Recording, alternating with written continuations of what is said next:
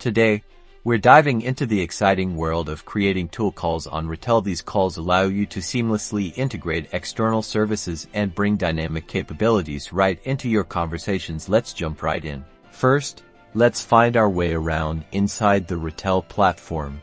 Look for the spot where you manage your tools. This could be a tools section or settings under your main call. Click it and prepare to add your new tool. Now, it's time to create your tool call. Click the button that allows you to generate a new tool call. This is usually a prominent button on the page and is usually labeled Create Tool or Add New Tool.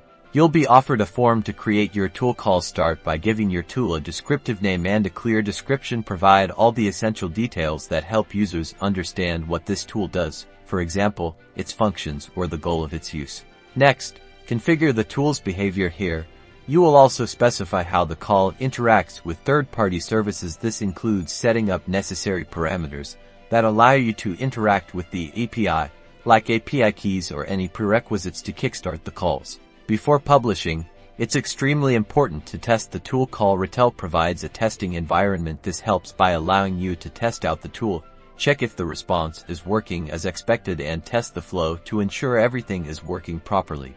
Confident in your setup?